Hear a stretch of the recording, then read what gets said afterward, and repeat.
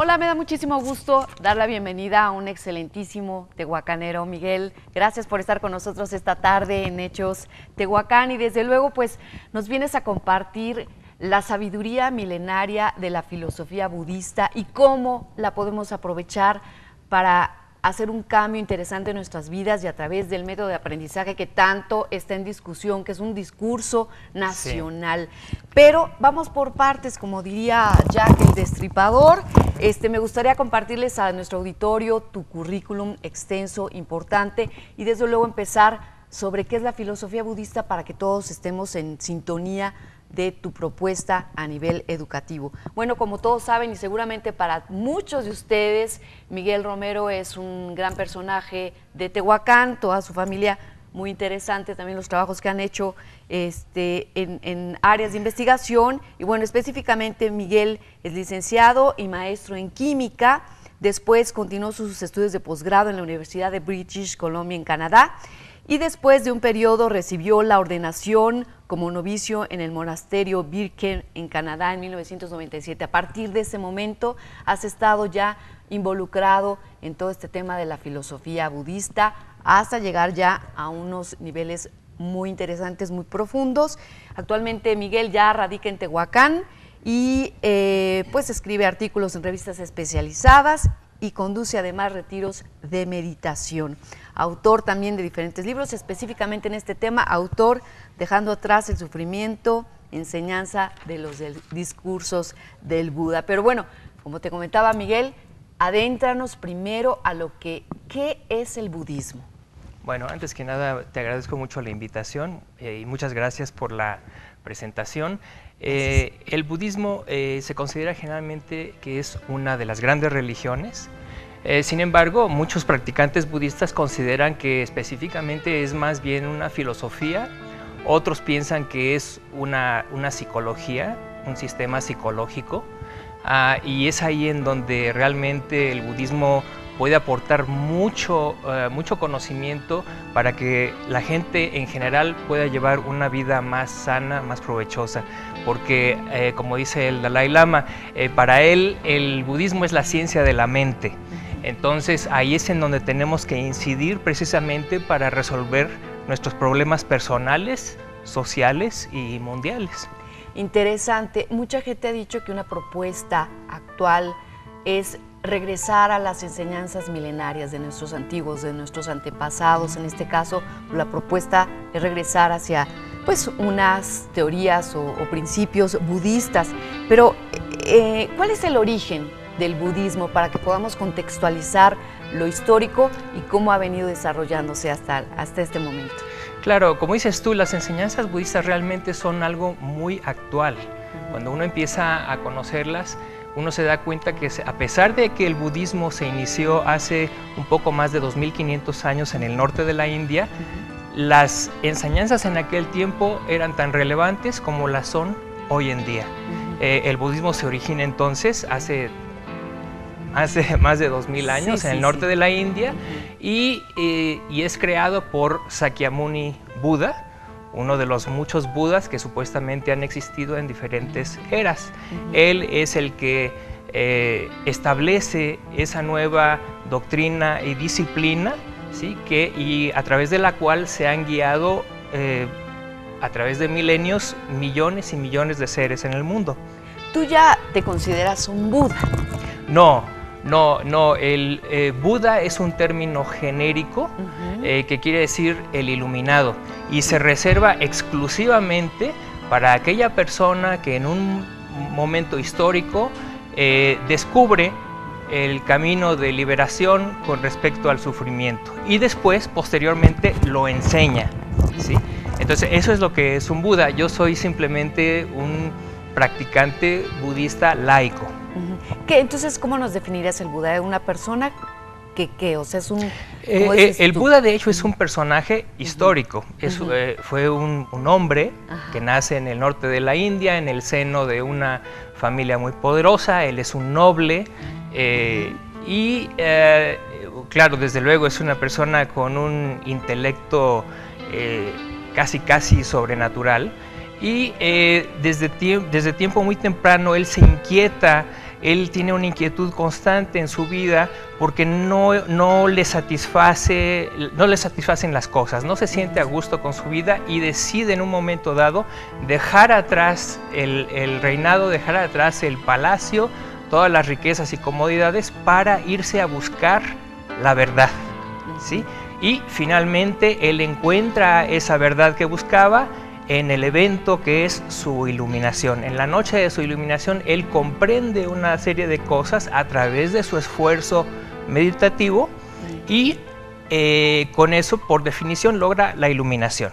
Posteriormente, él, en lo que resta de 45 años de vida, se dedica exclusivamente a enseñar lo que él descubre. ¿Y qué descubre, Miguel? ¿Cuáles son las sabidurías de este trabajo de 45 años? Bien, hay una respuesta muy sucinta que el mismo Buda nos da cuando le preguntan qué cosa es lo que enseña el Buda.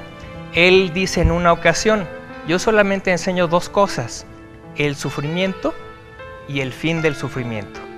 Porque después de todo, lo que más nos debería importar es precisamente nuestro propio sufrimiento y cómo deshacernos de él. Entonces él da una serie de enseñanzas específicas para que podamos vivir una vida feliz, que a final de cuentas es lo que todo ser humano quiere.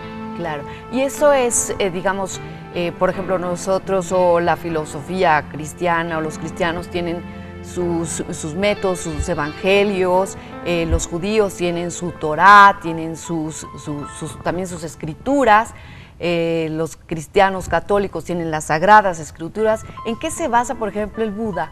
¿Dejó un legado, dejó su método? ¿Cómo ustedes trabajan sobre eso? Sí, de forma similar a estas otras grandes religiones que tú mencionas, también el budismo tiene un acervo escrito, plasmado de enseñanzas. En aquellos tiempos, hace más de 2500 años, la tradición de transmisión de sabiduría era oral, pero posteriormente se plasmó por escrito y es como conocemos ahora ese gigantesco acervo de enseñanzas budistas que se conoce como el Canon Pali.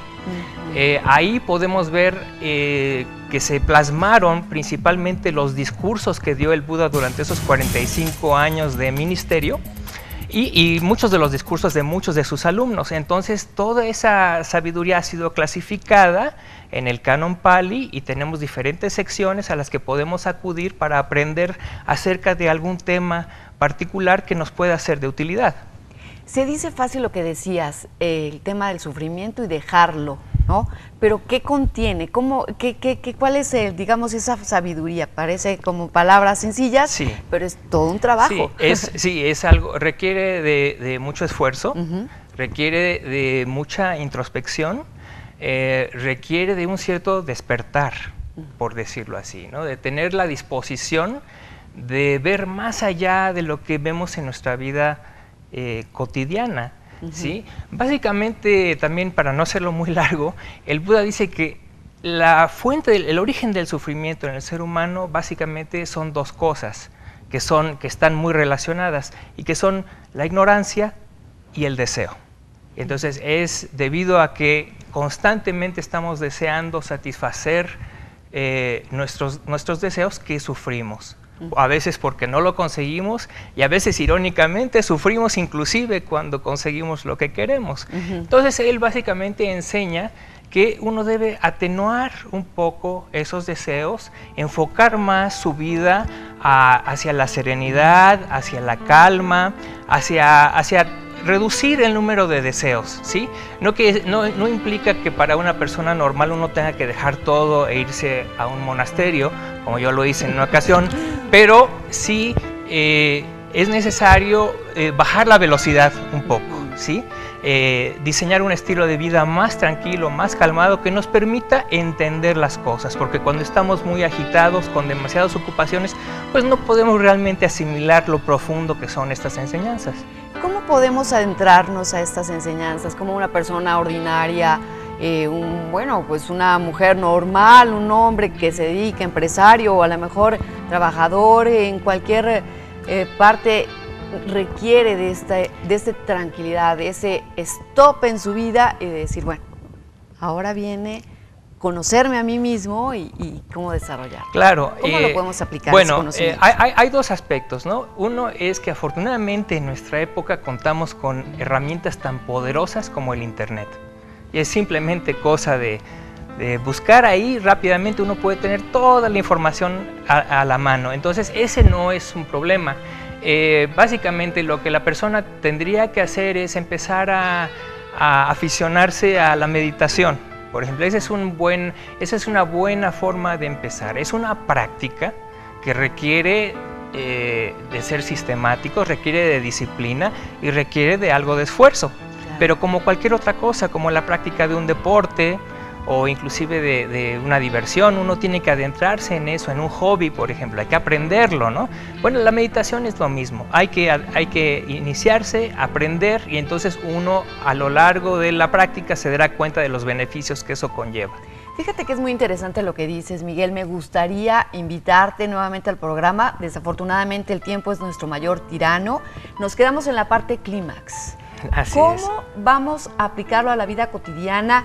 ¿Cómo vamos a aprender estas enseñanzas y especialmente tanto que se requiere para el aprendizaje y la educación en México? Te queremos invitar nuevamente, te queremos comprometer con nuestro público en Tehuacán y la región para que digas que sí vienes otra vez y pues poder concluir este tema tan interesante. Cómo no, Geraldine, con mucho gusto. Era importante poder poner en sintonía al público sobre lo que es la filosofía budista y desde luego pues entrar al tema medular, que cómo lo vamos a aplicar a la vida cotidiana. Claro. Los invitamos nuevamente a que nos estén sintonizando como todos los miércoles en nuestra sección de frente. Desde luego pues ya comprometimos aquí al doctor Miguel Romero a que nos acompañe otra vez para que sigamos en este gran discurso nacional sobre cómo mejorar la educación a través de esta filosofía budista. Muchísimas gracias, les doy las gracias infinitas por su atención. Buen provecho.